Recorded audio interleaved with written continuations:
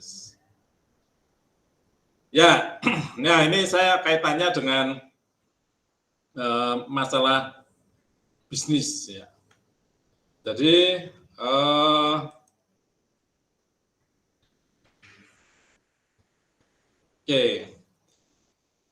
Tahap berikutnya dalam pengembangan arsitektur enterprise adalah arsitektur bisnis. Kalau kemarin kita bicara tentang visi misi, ngomong ke visi misi orang gampang loh Mas sebenarnya ya. Itu perlu ya barangkali wangsit pun nggak apa-apa, kita bertapa 3 hari di Gunung Kelut gitu mungkin barangkali, atau di gunung, kalau di Semarang nanti Mas Gunung Berintik mungkin ya. 3 hari nanti ketemu wangsit, punya gagasan besar apa yang akan saya lakukan di masa depan ya. Ke depannya itu saya ingin apa.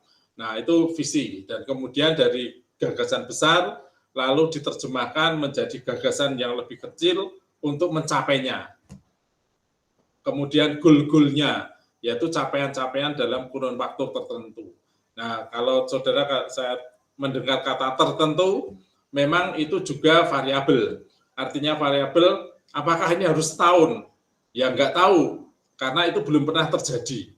Ya, pencapaian standar atau goal-goal yang kita tetapkan itu belum tentu, belum pernah ada orang yang mencapai. Apalagi saya, karena itu keinginan masa depan. Maka kalau kita menetapkan waktu, misalkan 1 tahun, ternyata kok nggak nyampe ya? Atau kalau begitu, wah kalau 1 tahun nggak bakalan selesai nih. Nah ya sudah, itu sebagai satu pelajaran, dan itu nggak salah. Kenapa tidak salah? Ya wong kita belum pernah tahu kok. Kecuali orang lain pernah melakukan itu, kita bisa membenchmark. Kalau itu belum pernah dilakukan, ya tidak akan pernah. Nah itu tentang visi misi dan goal. Nah tahap kedua adalah membangun arsitektur bisnis. Membangun arsitektur bisnis. Arsitektur bisnis itu akan menjelaskan strategi bisnis, tata kelola organisasi, dan proses yang penting. Ya. Itu arsitektur bisnis. Jadi kita mendapatkan gambaran besar tadi itu, lalu kita bicara tentang goal-goalnya, lalu kita bicara tentang strategi untuk mencapai goal-goal tersebut. Nah, dalam membuat satu strategi, maka kita akan dihadapkan kepada tata kelola perusahaan, tata kelola teknologi, tata kelola manusianya atau organisasinya. Ya. Dan organisasi ini pun juga bukan suatu organisasi yang mati, teman-teman. Organisasi itu hidup, jadi tidak harus selamanya struktur itu seperti itu. Seperti di tempat Pak Lurah itu ya, Lurah, terus carik, penuh juru tulis, terus apa. Enggak selalu seperti itu.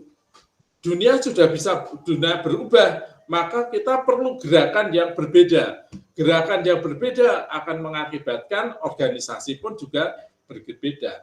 Bagaimana kita mengelola organisasi di zaman sekarang dengan zaman yang dulu kemarin sudah berbeda. Maka bentuk organisasi juga berbeda. Nah, itu perubahan seperti itu sangat mungkin. Lalu kita bicara tentang proses bisnis. Nah, proses bisnis pun kita juga tidak boleh kaku. Ya, tidak boleh kaku. Mungkin saya ambil satu contoh, barangkali teman-teman tahu tentang apa ini, sekarang ini ribut minyak goreng itu ya, minyak goreng curah ya. Jadi ini sebenarnya tidak ada yang salah sih. Kalau menurut saya nggak ada yang salah. Ya yang salah itu ya guru marketingnya saja. Jadi ceritanya ini kan sebenarnya begini. Banyak UKM, ya, perusahaan-perusahaan minyak kecil, itu memproduksi minyak. Kalau dulu, minyak ini dijual secara eceran itu, curah. Kalau mau beli, terus pakai plastik, dikantongi, itu kan 1 liter atau mungkin pakai kiloan. Itu namanya minyak curah. Nah, marketing modern akan menganggap itu enggak praktis. Betul enggak? Dan itu nilainya rendah. Nah, maka kemudian diajarilah oleh dosen-dosen yang melakukan pengabdian masyarakat. Piye, mbok coba minyak-minyak itu sekarang dikemas di dalam sebuah tempat yang baik, dibotoli, ya kan? Lalu diberi label. Nah, kan lebih indah. Tapi label dan botol itu punya harga. Tentu harganya menjadi lebih mahal. Ditambah lagi, karena tampilannya menjadi lebih cantik, maka kita memang ingin menaikkan harga itu. Yang semula kita jual 14.000 sudah untung, nah, karena tampilannya sudah baik, memungkinkan harganya menjadi 20.000. Konsep bisnis kan seperti itu, Mas. Jadi saudara tidak bisa membanding-bandingkan secara apa ya? Secara komponen per komponen. Mungkin kalau saudara beli motor gitu ya. Beli motor merek Honda dengan merek Yamaha. Kok ini mahal ya? Ya pertanyaannya sederhana. Lah memang merek saya lebih terkenal dari kamu kok. Tempat saya tak jual mahal tetap laku. Lah kenapa tak jual murah? Kan pertanyaannya begitu. Minyak pun sama. Jadi minyak-minyak curah ini sekarang lalu naik kelas. Gitu toh, Mas. Naik kelas menjadi tidak curah lagi. Mengapa? Karena dibuat kemasan. Nah, akibatnya kan orang punya kesan, wah harga naik, harga minyak tinggi. Wah, pemerintah yang diserang. Nah, ternyata pemerintah ini juga pemerintah yang punya telinga juga dan punya hati. Rupanya pemerintah mantuk-mantuk juga. Oh iya ini cuma masalah kemasan aja kok bisa jadi ribut. Akhirnya apa yang dilakukan pemerintah saat ini? Pemerintah bekerja sama dengan produsen-produsen minyak kemasan yang sudah terkenal. Ada Bimoli, ada apa itu? Sinar Mas. Apa Mbak Bibi ini yang Gading Mas. Ya pokoknya merek tropikal model gitu ya. Sanko. Wah. Minyak. Itu kan merek-merek sudah branded ya, Mbak Bibi ya. Sudah terkenal. Dan dipajang di supermarket. Betul kan? Ya.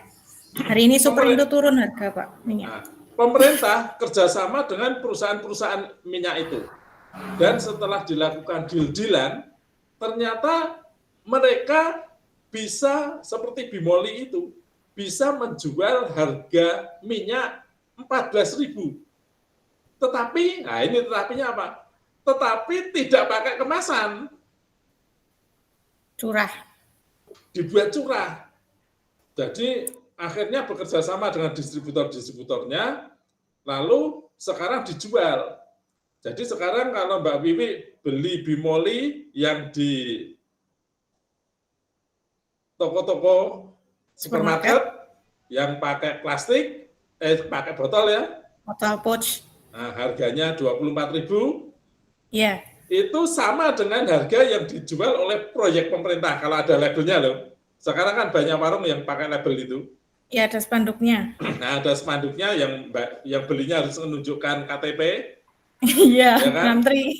Nah, ngantri itu kualitasnya sama. Sama persis.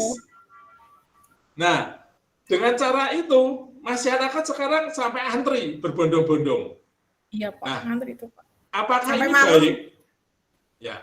Apakah strategi pemerintah ini baik? Dari sisi mana? Dari sisi mana?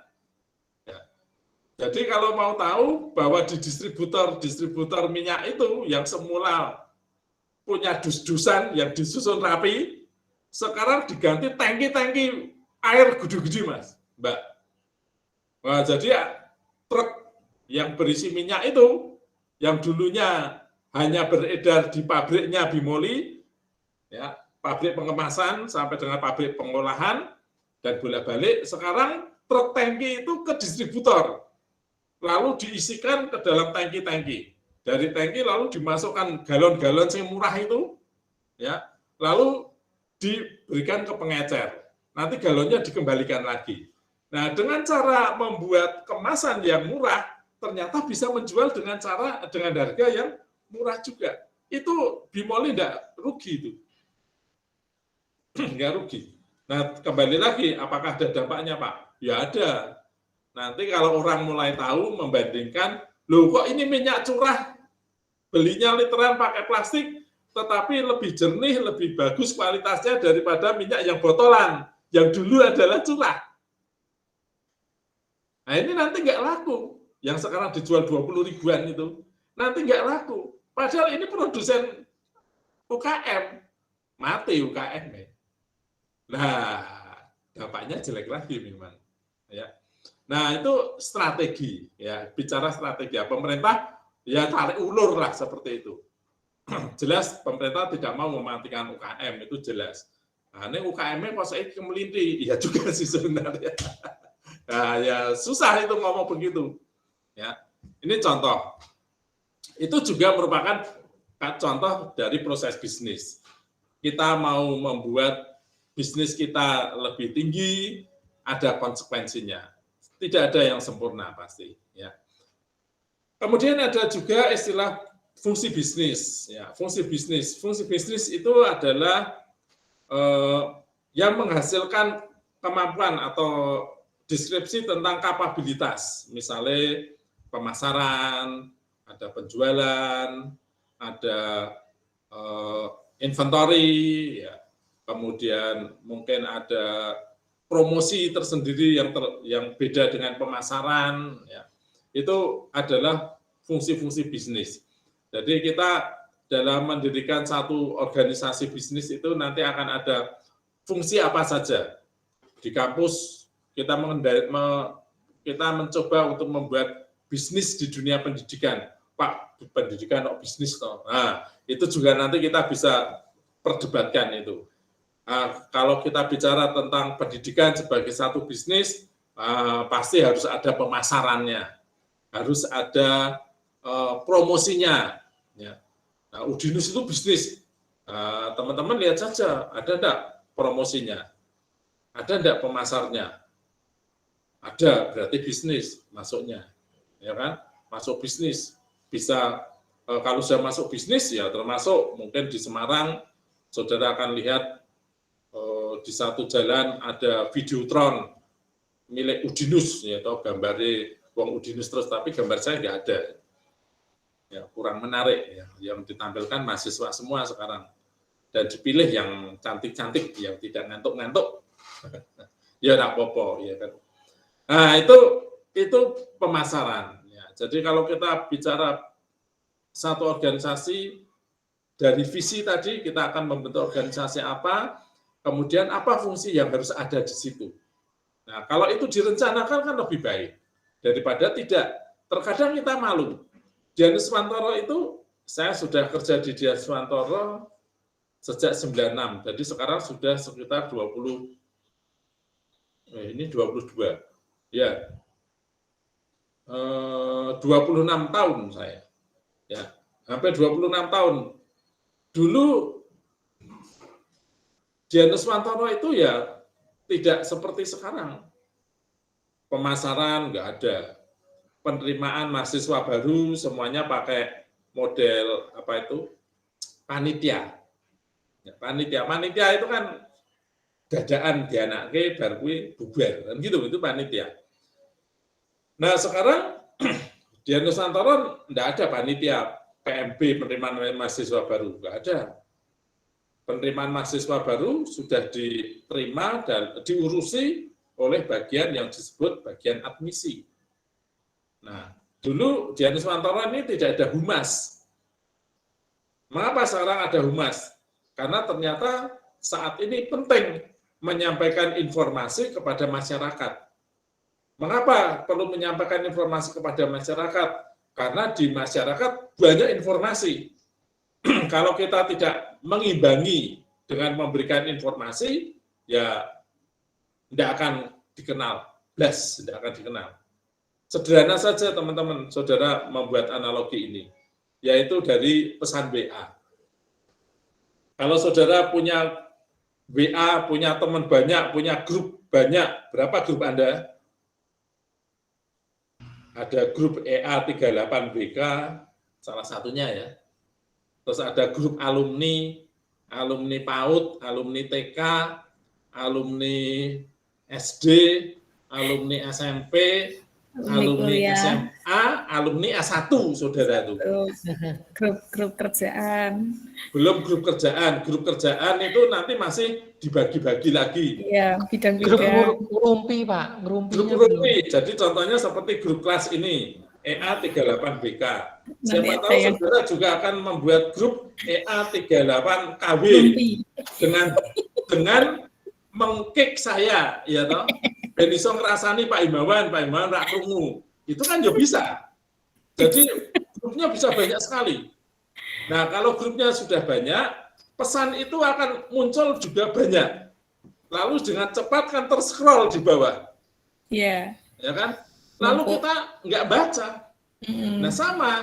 Mengapa harus ada humas yang selalu berceloteh tentang Udinus lewat berbagai media, termasuk salah satunya apa itu Pak Rektor yo sok-sok piye yo Pak Imawan, apa kowe ra iso to nyebar pesan untuk orang yang lewat di sekeliling Udinus lalu dapat SMS otomatis. Wah ya bisa toh Pak Bos, angger gelem bayari wae. Nah piro kuwi? Yo, terus tak bayarinnya suatu ketika iki nggo nopo lho lali. Ya, bareng cari duit oh lali ini. Ya, jadi kalau nanti lewat di sekeliling Udinus lalu muncul dapat SMS pendaftaran penerimaan mahasiswa baru masih sampai dengan tanggal 26 Agustus. Silakan daftar, hubungi ini ya contoh itu ya kan. Jadi itu selalu dulu waktu Farhan jadi pemain terbaik ya topiknya Farhan, semuanya Farhan. Lalu pada waktu siapa itu yang siapa Mas Nafis sing fotonya laku Miliaran itu. Sing fotonya miliaran itu loh, Mas. Ya. Gozali. Gozali betul ya toh. Adik saya, Pak. Adik saya. Adiknya Mas Ibat katanya, Pak. Masa? Langsung nggak percaya toh. Ya, jadi kok iso ya fotonya Gozali. Padahal Gozali ini dibandingkan aku ya bagus aku gitu Emang Pak. Kayu. Nah, gitu ya. Ya, di samping terus kemudian kita lihat apa toh sing istimewa Gozali itu. Wah, ternyata dia bertahun-tahun tidak pernah absen setiap harinya mengupload foto dirinya yang sebenarnya juga nggak menarik. Tetapi konsistensinya itu barangkali lalu dilirik orang. Sehingga ini permainan bisnis juga sebenarnya. Lalu dia beli sampai sekian miliar. Wah, akhirnya untuk Mas Gozali sendiri terkenal. Sekarang Mas Gozali sudah menjadi bintang iklan, ya toh. Ya nanti akan turun lagi itu sudah pasti. Karena sekarang itu bisnis kan memang begitu. Volatilitasnya itu tinggi. Ya, muncul tinggi, tenggelam. Wes, lali, apa meneh. Ya, sama dengan kualitas informasi seperti itu. Maka kemudian kita sekarang membentuk divisi humas yang kerjaannya harus momen gembar-gembor. Nah, itu contoh. Dulu nggak pernah ada. Nah, mengapa sekarang ada? Karena sekarang informasi menjadi penting. Nah, kemudian kita juga perlu mengetahui entitas bisnis kita. Entitas bisnis itu adalah yang menggambarkan ruang lingkup dari bisnis kita. Kita akan berhadapan dengan siapa saja sih? Bisnis kita ini pemerintah pasti yang mempunyai regulasi, ya kan? Kemudian konsumen pasti, konsumennya itu siapa saja. Kemudian dunia perbankan, ya. Mungkin juga dunia transportasi. Nah, itu adalah entitas yang diperkirakan akan terlibat dengan kita. Dan entitas ini juga sesuatu yang tetap berubah. Ya. Berubah. Dulu entitas ini tidak pernah kita libatkan dalam bisnis kita. Sekarang kita libatkan. Demikian pula sebaliknya. Dulu kita sangat bergantung dengan tracker. Tracker itu apa? Ekspedisi truk. Sekarang kita tidak lagi tergantung. Kita sekarang tidak menggunakan sewa-sewa truk. Kita sekarang pokoknya menggunakan jasa kurir. Karena ternyata jasa kurir lebih cepat dan juga harganya lebih murah. Itu contoh, ya kan? Nah, dari sisi lain juga orang mulai berproses yang berubah. Bis malam, travel, yang dulu ngangkut orang, sekarang ada orang atau tidak, jalan terus. Kenapa? Karena dia membuka jasa pengiriman barang. Ya, tahu? Malah saya tuh pernah naik travel cuman bertiga, barangnya kanan kiri, ya jajari saya bukan menungso nih, malah dus-dus. Ya, nah, ternyata dia bilang, wah ini kan ngirim kardus dengan ngirim bapak itu malah untungnya lebih banyak untung barang, Pak. Oh iya toh, iya Pak. Bapak misalkan saya pergi ke Malang, Bapak ke Malang ini berapa bayarnya? 100.000. Ya toh? Bapak itu 100.000 duduk manis di situ dan nanti juga dapat makan. Lalu dia pameri, ini Pak saya bawa amplop gitu toh, ya. Surat yang diamplopi itu atau cuman mungkin kiriman begini STNK. Wah, dia pamer 4 amplop. Ini Pak, 1 amplop 25.000. Nah, sekarang bawa amplop kan cuman begini aja toh Pak. Oh iya ya, loh, ewer-ewer gini, tak taruh di dashboard, grup 100.000 sama dengan Bapak. Apa Bapak mau duduk di dashboard? Nah, enggak mau toh Pak. Nah, ya sudah. Berarti memang bisnis travel yang kita lihat enggak ada manusianya, enggak laku tuh. Oh enggak. Dia justru lebih laku karena yang dibawa kertas-kertas paket yang harganya sebenarnya lebih menguntungkan daripada mengangkut manusia. Manusia nanti butuh makan. Kalau dia membawa paket tok kan tidak butuh makan, ya kan? Jadi biayanya lebih mahal mengangkut manusia. Ya itu contoh tentang bisnis, arsitektur bisnis, fungsi bisnis dan entitas bisnis. Ya. Oke. Lalu ada juga kamus bisnis. Nah, apa ini kamus bisnis? Kamus bisnis adalah ya kamus yang menjelaskan istilah-istilah bisnis yang akan dipakai ya, sebagai referensi untuk perusahaan. Jadi kan kita itu menggunakan istilah apa sih untuk pelanggan kita? Apakah customer, apakah pelanggan, apakah stakeholder? Nah, jadi supaya tahu ini mau pakai apa. Kita itu kalau menerima pemesanan itu dianggap sebagai istilahnya pesanan atau order. Nah, itu contoh sederhana. Meskipun sebenarnya sama, tetapi itu untuk membuat satu pemahaman yang sama. Kenapa? Karena istilah order bisa saja artinya adalah kita memesan ke entitas lain. Saya mengorder. Nah, itu order itu dipakai untuk perusahaan itu bila memesan barang ke perusahaan yang lain. Itu namanya order. Sedangkan kalau kita mendapatkan order dari konsumen, namanya bukan order, tetapi pesanan. Misalkan begitu ya. Nah, ini perlu kita satu pemahaman yang sama. Jadi supaya ngomongnya tidak pating blasur dan bisa salah tangkap. Ya, itu namanya kamus bisnis. Dan kadang kamus bisnis ini penting karena mungkin ada istilah-istilah yang unik yang hanya berlaku untuk kantor kita.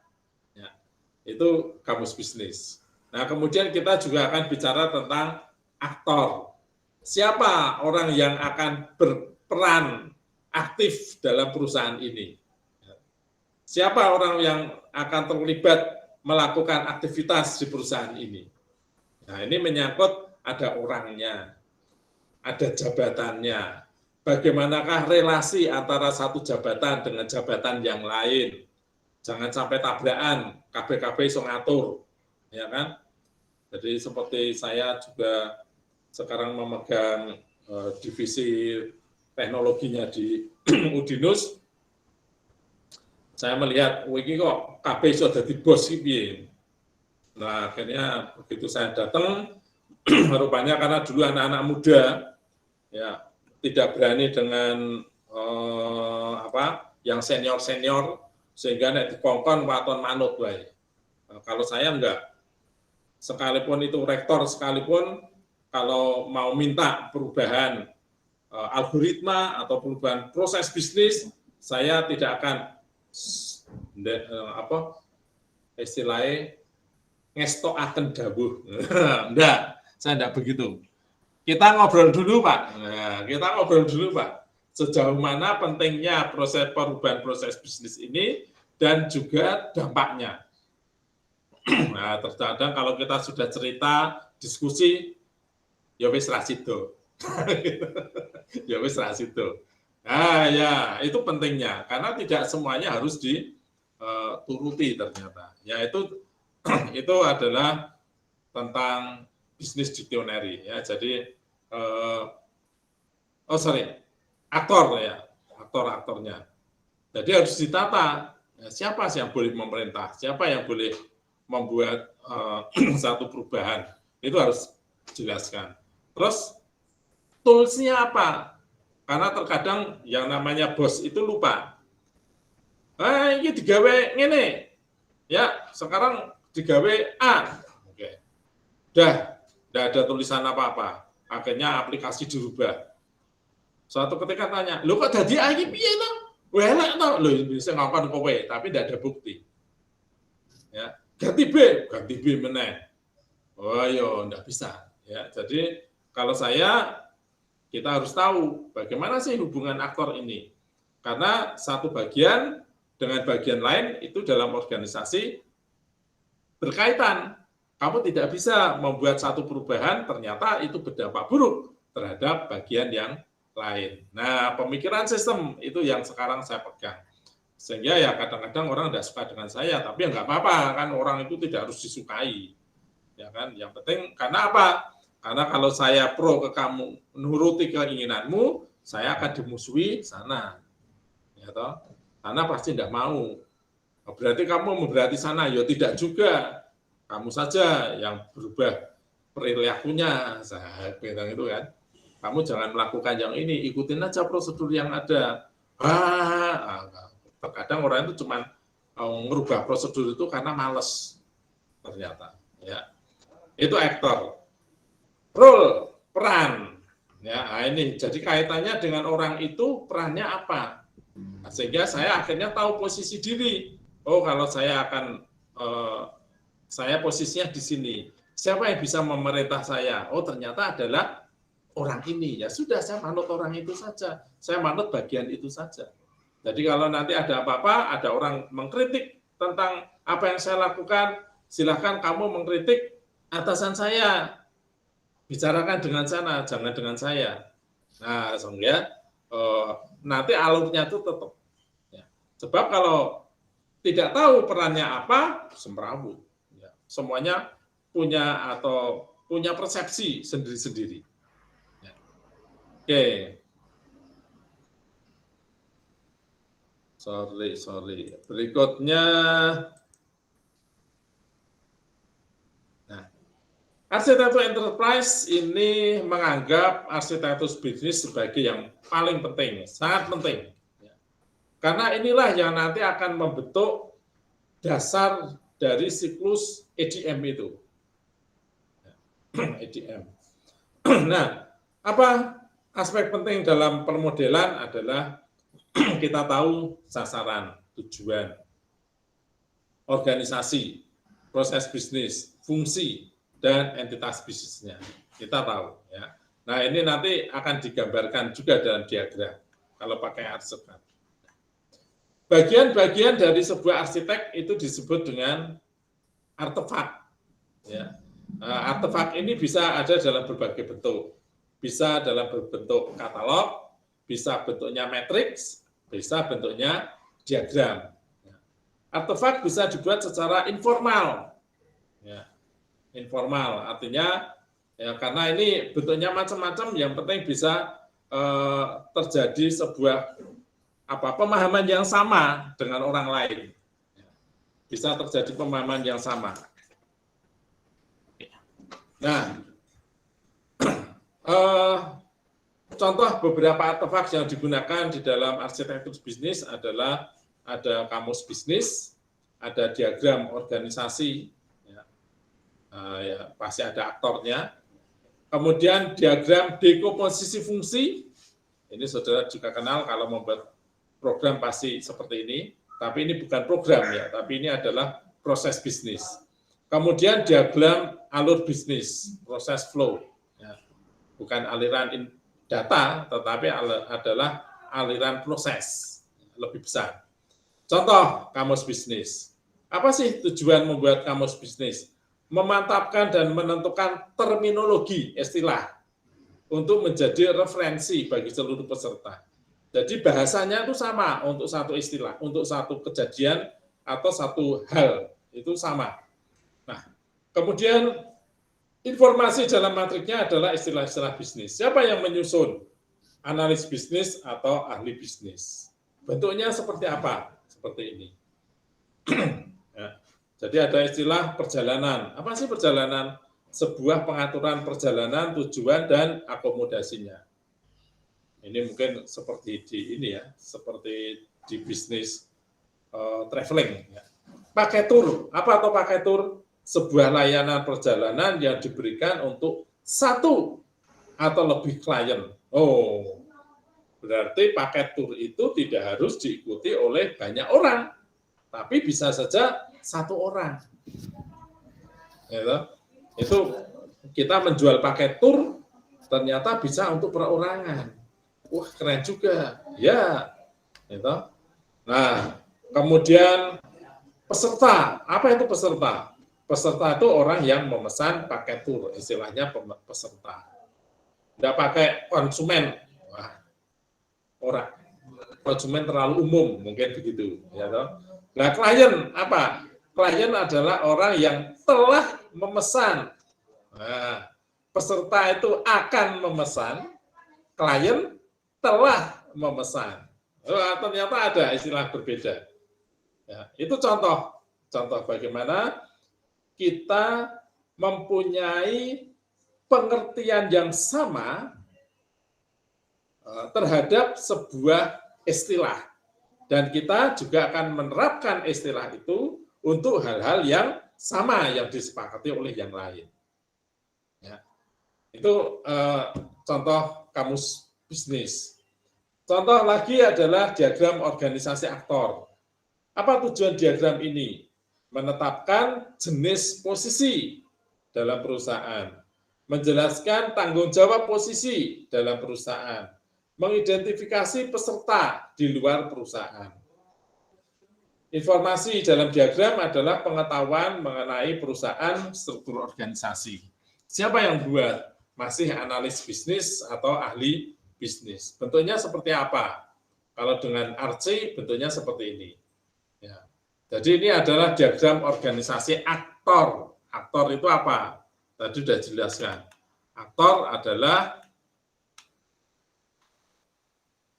peserta aktif, yang mengambil bagian. Ada orang, ada sistem atau organisasinya. Nah, ini adalah diagram aktor itu. Ada CEO. Ya.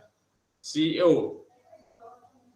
Ini diberi diberi istilah I untuk menunjukkan bahwa ini adalah orang-orang internal perusahaan. Kalau ada X seperti ini adalah orang di luar perusahaan, eksternal. Ya. Klien itu eksternal. Oh, jadi kita tahu. Oh, ini entitasnya ada agency partner, ada klien. Karena ini orang-orang di luar. Ini adalah dalam satu organisasi. Lihat bentuknya tidak seperti struktur di dalam yang tergambar dalam kantor-kantor kelurahan. Ya, CEO ini bertanggung jawab untuk apa, ya kan? Nah, ini nanti akan dijelaskan. Nah, kalau di dalam RC ini punya diklik jadi diagram WT nanti, wewenang dan tanggung jawab. Ya. Kemudian ini juga terdiri dari siapa saja? Oh, Board of Director. Ya. Board of Director. Board of Director terdiri dari apa saja?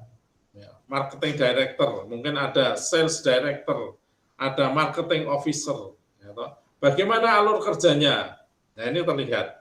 Board of Director terdiri dari sini, terdiri dari Sales Director juga, kemudian ke Account Manager. Ya, bagaimanakah hubungan Account Manager dengan Marketing Officer? Ada enggak?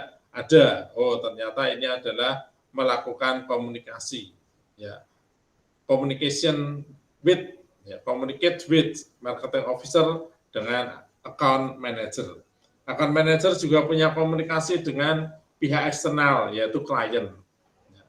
Nah, di sini ada Marketing Officer. Apa kerjaan Marketing Officer dengan dunia luar? Ada dengan agensi, agen perusahaan, agen periklanan misalkan. Dia akan melakukan komunikasi dengan agen periklanan. Ide-idenya dari mana? Dari Account Manager. Ya, Account Manager dapat mana? Dapat dari klien. Nah, jadi klien tidak mengintervensi ke sini, tetapi klien akan melalui Account Manager. Account Manager akan ke marketing. Jadi Marketing Officer ini bekerja kerjasama antara Account Manager dengan Marketing Director. Ya. Jadi yang lain tidak usah ikut-ikutan. Misalkan ada Finance Director, tidak ada hubungannya. Ya, tidak ada hubungannya. Kalau kamu bilang kemahalan atau tidak kemahalan, bilanglah kepada Account Manager atau Marketing Director-nya.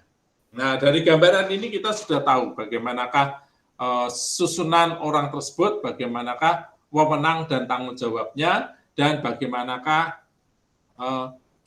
jaringan kerjasamanya. Nah, ini nanti bisa digambar pakai RC. Ya. Jangan terlalu serius, Mas. Yang penting nyoba.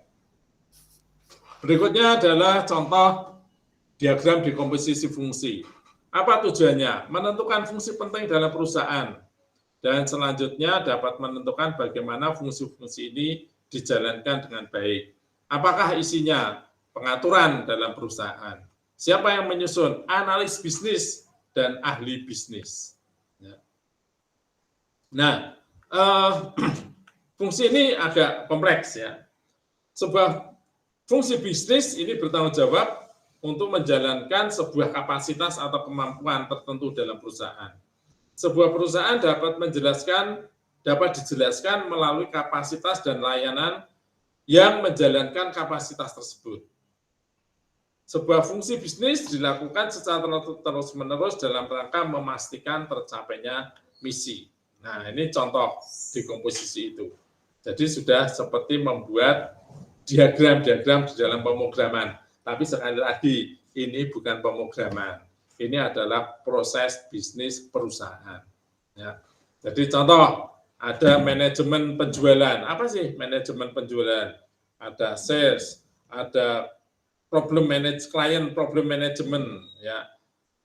Kemudian nanti akan didistribusikan sendiri-sendiri. Lalu ada bagian TI. TI ini ada bagian apa saja? Development, deployment, maintenance, ya kan? Kemudian apalagi ada fungsi pendukung. Nah, ini fungsi-fungsi di dalam organisasi tersebut. Ya. Bukan divisi, ya toh, tetapi ini adalah pekerjaan. Ada yang sales, ada yang menangani client problem. Apa client problem? Nah, kita lihat klien itu tadi apa sih? Lihat di sini. Klien itu adalah orang yang telah memesan paket tour. Nah, ini contohnya. Oh, berarti orang yang sudah memesan paket. Nanti apakah ada apa? Mungkin perubahan, atau mungkin akan ada komplain, atau mungkin ada pembatalan, atau mungkin sekedar tanya. Wah, kalau ditangani ini tidak bisa. Maka harus ada client problem management sendiri. Bagian sales, pokoknya kerjanya cari klien. Ya toh? cari partner. Ya. Nanti bagaimanakah keluhan itu akan dikelola oleh bagian ini. Itu contohnya. Ya. Kemudian contoh diagram alur proses. Tujuannya adalah mendetailkan bagaimana cara kerja sebuah proses bisnis. Bagaimana satu data itu mengalami perubahan, bagaimanakah kita menilai sebuah optimasi, bagaimana kita bisa menetapkan mana yang harus diotomatisasi, mana yang tidak. Ya. Jadi tidak semuanya diotomatisasi, kecuali memang harus diotomatisasi. Pabrik makanan, pabrik obat memang bisa diotomatisasi semuanya. Mengapa? Karena semuanya terstandar. Ya, sayangnya orang Indonesia itu tidak senang yang di standar. Ya, orang Indonesia makanya lebih senang di warteg karena ngomongnya bisa sangat tidak standar. Mau makan pakai apa? Nasi, nasinya tambah atau tidak? Oh, itu iso. Ya, dikurangi Bu. Nah, sayurnya apa? Kita bisa nunjuk sayurnya, dibanyakin kuahnya, orang dibanyakin dagingnya, tapi dibanyakin kuahnya, ya terus ibu neken entongnya supaya ngambil kuah saja, misalkan gitu. Itu enggak standar, tapi orang seneng karena aku banget menurut. Aku banget itu artinya iso di apa ya sesuai dengan keinginan saya, barangkali kan begitu.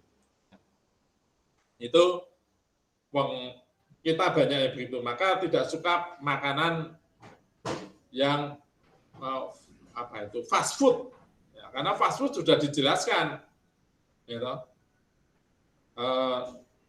Nasi kentang, ya, kalau di McDonald nasi itu kentang, nasi ya semono, kentang ya semono, kita nggak bisa nambahi, kentangnya tambah satu toh Mas, nggak bisa, pokoknya segini. Terus apa lagi pertanyaannya? Dada, paha, atau sayap gitu ya. Oh, dada, paha, sayap, wes ngono. Dada sama paha, udah bisa. Itu berarti 2 paket loh. Sangel ya toh. Kalau saya bilang saya minta paha tapi yang sebelah kanan, jangan yang kiri. Oh, bingung Mbak ya. Yang sebelah kanan yang mana Pak? Aku mendingan. Itu udah baku. Terus kemudian saudara dikasih minumnya udah standar, karena sudah dipaket. Paket satu ya, kasih minum Coca-Cola. Ya, Coca-Colanya ukurannya ya gede. Diberi Coca-Cola separuh, seperempat. Coca-Colanya sepertiga gelas, lalu esnya 2/3 gelas. Saudara mau ngeyel, Mas, Coca-Colanya ditambah, esnya dikurangi, udah bisa. Kalau Bapak mau ya esnya saya kurangi, ya tak kurangi. Tapi Coca-Colanya nggak saya tambah. Gitu. Nah, itu sudah standar. Enak di warteg, Mas. Ya, apalagi di warteg itu sudah teknologinya juga modern. Karena udah touchscreen. Kalau di McDonald nggak touchscreen. Kalau di kita di warteg itu kan touchscreen ya. Tinggal tunjuk udangnya, Bu. Nah, dikurangi, udangnya separuh bisa. Habis itu nanti hitung-hitungannya rada ngawur, ya toh. Ya, 17, ya udah 16 saja. Kok iso medhot dhewe. Atau kalau tidak, 10, 12. Kok munggah dhewe. Enggak ada standarnya. Nah, kadang kita seneng. Beli soto, Bu, beli soto enggak pakai kuah. Soto enggak pakai kuah ya. Nah, coba kalau di fast food nggak bisa, ya soto pakai kuah, gitu. Nah, ini contoh dari alur, ya. Oke, ini bentuknya. Ya, jadi gambarnya begini, simbol-simbol yang dipakai seperti ini. Ada wash, misalkan mesin cuci ini aja, wash, rinse, dry. Ya, cuci, rinse itu peras, kemudian keringkan. Apakah perlu di iron, disetrika atau tidak? Perlu iron berarti disetrika dulu, baru di deliver. Kalau tidak, langsung di deliver. Oh, berarti kalau lihat gambaran seperti ini, ya, dalam gambar ini, maka berarti layanan di bisnis cucian kita ini adalah mencuci saja. Ya. Mencuci selesai bisa langsung di-deliver tanpa disetrika. Tapi kalau mau disetrika juga boleh. Tapi berarti dia memanfaatkan jasa, maka ada tambahan biaya. Contoh seperti itu. Ya. Nah, di dalam proses yang lebih detail, maka di sini akan dijelaskan lebih rinci apa yang dilakukan oleh setiap aktor yang ada. Ya. Jadi misalkan dalam hal ini aktornya adalah klien. Apa yang dilakukan klien? Klien itu ini di bisnis yang lain ya. Kalau ini di bisnis traveling, memilih perjalanan, gitu. Memilih perjalanan berarti sudah ada paket-paket perjalanan, tinggal dipilih. Lalu setelah dipilih maka tempatkan itu sebagai order. Ya. Lalu setelah itu apa? Konfirmasi. Konfirmasi, dikonfirmasi, setuju atau tidak setuju. Setuju, benar, selesai. Ya, itu pekerjaan klien, jadi cuma sampai di sini saja. Yang lainnya akan diusahakan yang lain. Nah, bisa saja saudara mencoba. Kalau ini bisnis cucian, ya, maka apa yang dilakukan oleh klien? Ya. Menyetor pakaian ya, kotor, kemudian pilih layanan, pakai setrika atau tidak setrika, dibilas atau tidak dibilas, mungkin ada ya, pakai sabun atau tidak pakai sabun. Barangkali ada pilihan begitu. Cuci secara pakai mesin atau pakai manual, ya, mungkin begitu ya. Barangkali loh ya. Ini contoh saja. Ini seleksi. Lalu setelah selesai, semuanya ada tarifnya, lalu dikonfirmasi, bayar, cucian dijalankan atau bayarnya carry. Nah, itu silakan saja. Ya. Nah, itu teman-teman ya. Jadi dalam tahap kedua membangun arsitektur enterprise itu adalah kita membangun fungsi bisnis. Arsitektur bisnis yang terdiri dari fungsi bisnis, kemudian aktor-aktornya, kemudian entitasnya, kemudian urutan bisnisnya. Itu tentang arsitektur bisnis. Dan sampai dengan tahap ini, yang melakukan pekerjaan adalah masih orang yang ahli di dalam bisnis. Tuh. Nah, begitu teman-teman. Mungkin ada pertanyaan. Silakan. Kalau yang lainnya nanti contoh lagi tugas untuk menggambar cat lagi, latihan saja. Tapi tidak usah serius Mas. Wah saya belum jadi Pak. Ora apa-apa. Buatlah hidup ini happy. Jangan karena ra iso install terus nganti bingung. Mas, saya tuh kemarin tuh ya geli. Jadi saya memang ngelola aplikasi ya, saya ngelola user. Dari jam 7, orang itu sudah WA ke saya, dia tidak bisa login. Lalu saya tunjukkan, bisa atau Pak? Aku kok enggak bisa, coba login Bapak ngetiknya seperti apa? Ketika, loh salah kok, nama usernya beda. Nama usernya kalau yang saya tahu Bapak itu pakai E, kok Bapak pakai C itu. Oh ya. Terus dia coba ganti pakai C.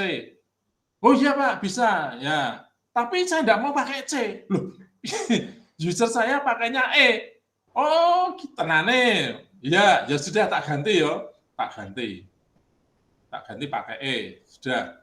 Lalu, udah Pak, silakan coba. Kok nggak bisa? Ora iso meneh. Loh piye toh? Terus saya coba lagi. Loh bisa gini kok. Lah kok saya nggak bisa? Terus malah servernya error. Lah ini malah muncul begini. Oh itu servernya error. Ya, terus diem. Siang nanti dicoba Pak, nanti siang. Oh ya, siang dicoba. Pak, saya enggak bisa lagi. Loh, kok iso meneh? Kok enggak bisa lagi tuh, Pak? Heeh. Lah kenapa? Passwordnya salah ketok tadi tak rubah. Waduh. Tak reset passwordnya. Tak ganti semula ya Pak. Ya. Oke, bisa. Tak tunjukkan. Ini loh. Di foto. Saya nuliskan username-nya, saya tuliskan passwordnya, saya foto, saya kirimkan. Oke ya. Jadi jebret, buka. Tak foto meneh. Loh, jadi Pak ya, lewat WA. Oh iya. Kok saya tetap nggak bisa ya Mas ya? Aduh, angel. Aku ya judek nopo ra iso. Akhirnya saya ngawur aja. Reset komputernya. Oh, riset di komputernya berarti kan nunggu. Sampai dengan tak deloki BA-ne ora meneh. Jam 5 WA lagi. Ya Pak, terima kasih suwun. Saya sudah bisa. Bayangkan dari jam 6 pagi sampai jam 5 ke iso login. Ya, jadi ya seperti itu saya juga nggak boleh marah Mas. Nggak boleh. Ya toh, komen geli-geli wae lah. Iki nggak ngurusi wong siji login, aku sudah ora ngerti judeke nang ndi, diganti username diganti lali password lho, ganti password. Ya, setelah diganti password kok ya tetep ora iso. Saya juga heran nopo ora iso. Begitu dikon reset komputernya ternyata iso gitu kan. Sesuk gege ora iso meneh ya mbuh saya. Nah, itu menghadapi hidup seperti itu Mas. Jadi kalau saya memberikan tugas itu kan memang materi ya, saudara nanti iseng-iseng, oh ya ini ternyata ada diagramnya. Karena kalau tidak, saudara akan berpikir, oh Pak ini kalau begitu nanti bikin dokumen terus ya Pak. Ya memang, bikin dokumen. Tapi kan bukan dokumen kertas. Ya, ada softwarenya gitu loh. Jadi kalau ada software, nanti semuanya akan sudah tinggal klik di situ. Ya, orang ini kewenangannya apa? Berupa ketikan, tulis saja. Ya, sehingga tinggal klik, kita ketemu dokumennya. Jadi tidak tersendiri, SK opo gitu. Tidak seperti itu. Ya. Nah, itu saja. Mungkin teman-teman, kalau ada pertanyaan, silakan. Kalau tidak, saya akhiri pertemuan pada pagi dan siang ini. Pak, untuk arsinya itu yang dikumpulkan, diupload di Kulino itu dalam bentuk apa ya Pak? Maksudnya Word atau gimana? Ya, nanti dicetak gambarnya toh. Ya. Terus saudara screen aja, print screen, ya, kemudian dibuat PDF. PDF ya. Ya, gitu aja. Artinya saya sudah nyoba Pak. Nah, kalau saudara tidak bisa nyoba ya koncone kon nyoba ya toh. Kalau saudara dosen ya mahasiswane kon nyoba. Ya kan nanti dikai kerjaan. Terus kemudian saudara jadi punya pengalaman itu kan. Kita menang ngongkon gitu enggak apa-apa kok. Ya, ngongkon itu angel loh Mas. Ngongkon itu angel. Ya, ada yang lain? Maaf Pak Him. Ya. Berarti itu kan bebas ya, organisasinya kan bebas nih. Ya. Berarti nama-nama jabatannya juga bebas. Bebas. Siap. Sekarang sudah dunia metaverse. Ngarang sak ngarango. Iya kan? Loh. Masuk ke metaverse itu kan benar-benar kita ditantang untuk berkhayal loh Mas. Benar-benar kita ditantang untuk betul-betul berkhayal. Bagaimana kita nanti akan seperti menciptakan sebuah organisasi yang betul-betul semu, termasuk diri kita juga disemukan menjadi sebuah avatar. Ya kan? Jadi nanti kita akan kuliah secara tatap muka di dalam ruang kelas. Tetapi ruang kelasnya metaverse semua. Ada avatar namanya Solihul Hibad, ada avatar namanya Muhammad Hussein, ada avatar namanya Bagus Pratama, ya toh rupane digawe Ultraman ono sing kaya Iron NFT, Man Pak. ya toh. Terus muncul. Gimana Mas NFT, Pak Budi? Pak. Sekarang udah modelnya pakai NFT, NFT. Pak. Ya. Terus nanti kita bayarnya nganggo cryptocurrency. Ya kan. Wah, itu maya semua duitnya opo, kaya ngopo ora ngerti. Nah, ini coba kita sudah mulai arah situ. Jadi memang kayaknya otaknya itu harus disandarkan, diganti yang baru gitu. Ya kan? Nanti wah aku kok ra penak iki dadi avatar, aku kak nongol dhewe dadi sing gambar menungso tenan ming dosene tok. Liyane avatar yo iso wae kan seperti itu. Ya, ada lagi. Oke, cukup? Baik, Cukup, kalau Pak. cukup, saya sudahi pertemuan pada pagi siang hari ini. Kita ketemu minggu depan. Jaga kesehatan dan selalu bahagia. Yang penting Amin, bahagia. amin, amin. Ya, Pak. Amin. Guyang-guyung terus gitu ya. Baik. Selamat pagi, selamat berakhir pekan. Saya akhiri ini ya. Saya matikan. Ya Pak, terima Ya, kasih makasih. Pak.